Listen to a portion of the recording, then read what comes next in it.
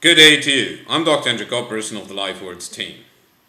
Today, I'd like to explain to you one aspect of communication, the levels of communication. I want to show you how communication works on these different levels and what you need to know, what you need to keep in mind to communicate successfully and in a good way for you and your communication partners. First of all, here, verbal and non-verbal communication. It's very easy to understand communication. Someone says something, it goes to the very large ear here, I understand this and write this communication. However, assuming both persons here in one room, communication is a bit more. At the same time, the person here sees the other person, how the person stands. Does this person smile? Does he look angry? So communication is also on a non-verbal level. And there's even more. I can smell the other person, perhaps the other person touches me. So there are multiple levels. And for good communication, it is important that these levels are congruent. That means they fit together. Just take the example here. A person says, I will drink less alcohol. Well done, very good. However, if this person now opens a beer, you say, what's wrong here? Actually, that doesn't fit. I drink less alcohol, I'll open a beer. Doesn't fit in incongruent communication.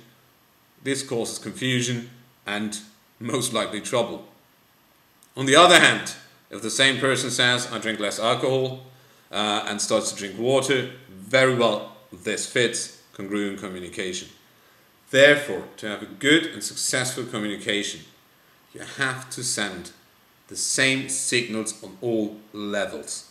That means they can't contradict each other. Anyway, I showed you now verbal or non-verbal communication. There are four more levels. They seem to be not as easy to grab or to understand as verbal, non-verbal communication. However, they're as important, if not even more. So every act of communication goes in four levels. These levels are factual information. When you give some information, you always express something, you always open yourself. So expressing yourself, then you always appeal to others, they should do something. And at the fourth point or fourth level, actually it's necessary, it's inevitable that you build a relationship. Now I want to explain to you these levels by an example of a failed communication. So imagine it's the first time that a wife makes a soup with capers. The husband doesn't know capers. He comes home, sit on the dinner table and says, there's something green in the soup.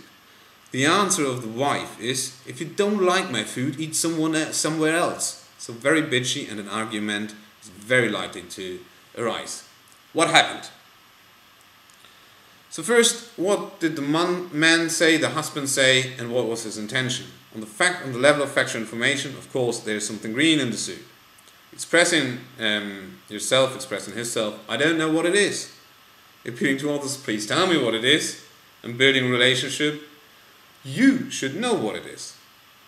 The wife, on the other hand, what she understood was, there's something green, right? I don't like it. The next time you should cook something else, and you're a bad cook. So how can this confusion arise?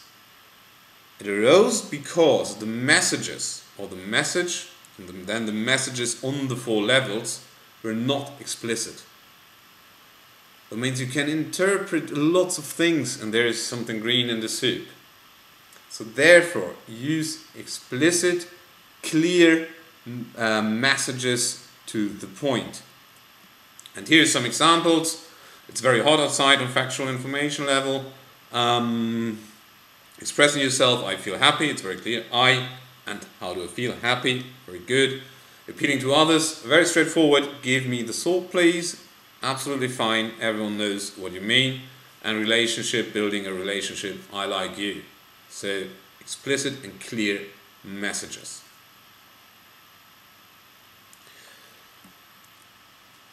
Now, I hope I could give you a first introduction into the levels of communication and how to improve your communication. You find another video tutorial which deals with the communication process, and you find much more information and also self-help applications for your social life on our website, livo-social-health.org, and I would be very happy to welcome you there. And for now, I say goodbye and I wish you all the best.